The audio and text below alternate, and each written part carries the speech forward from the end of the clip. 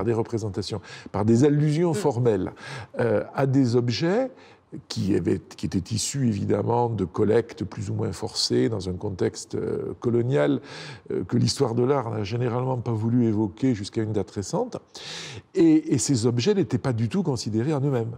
Ils étaient considérés comme des curiosités plastiques, mais ce à quoi ils étaient destinés, les raisons pour lesquelles ils avaient été créés, leur fonction politique ou religieuse, tout ça était complètement abandonné.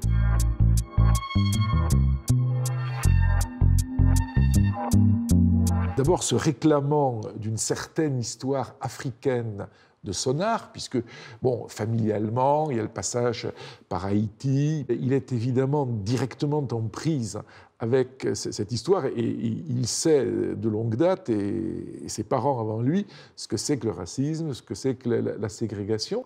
Et donc, Basquiat était important dans cet endroit-là, parce que je pourrais dire que c'est l'amorce du mouvement de provocation et de colère qui parcourt l'ensemble de l'exposition.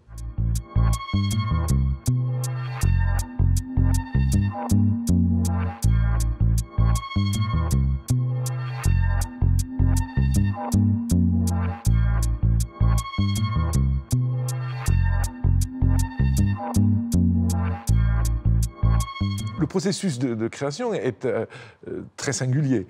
Il a acheté tous les masques qu'il pouvait trouver d'une origine très particulière. Ce sont des faux, tous bien sûr, qui sont fabriqués soit en Afrique, soit même quelquefois en Occident, par des artisans qui doivent fournir les marchés, les boutiques. Ouais.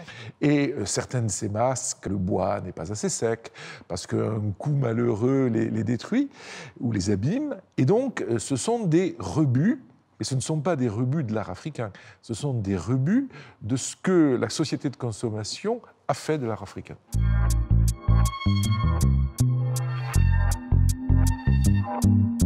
Je les ai hybridés avec mon propre visage, oui, en essayant de leur trouver une expression et que ce soit en fait comme des corps mutants qui sortaient et à la fois de la photo, mais aussi de la terre, de la pierre, de la sculpture, de la statuaire.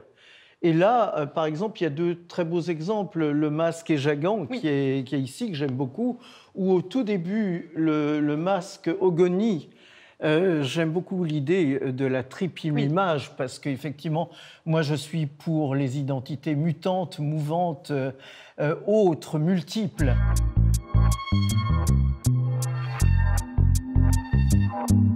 Le principe d'utilisation des fétiches, c'est qu'on fait une offrande aux fétiches, qui en échange de cette offrande, dans une logique de don contre don, dispense divers bienfaits donc, à la personne qui a fait l'offrande.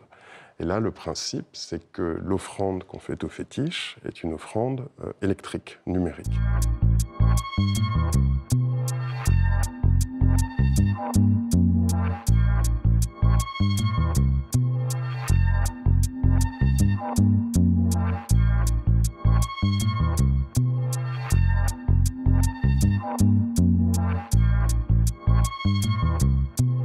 Ces tongs, ce sont les dernières traces de femmes et d'hommes dont souvent on ne connaît pas le sort, mais dont on peut malheureusement supposer quel a été le sort. Donc c'est vraiment une pièce sur ces voyages forcés et les tragédies auxquelles ils conduisent.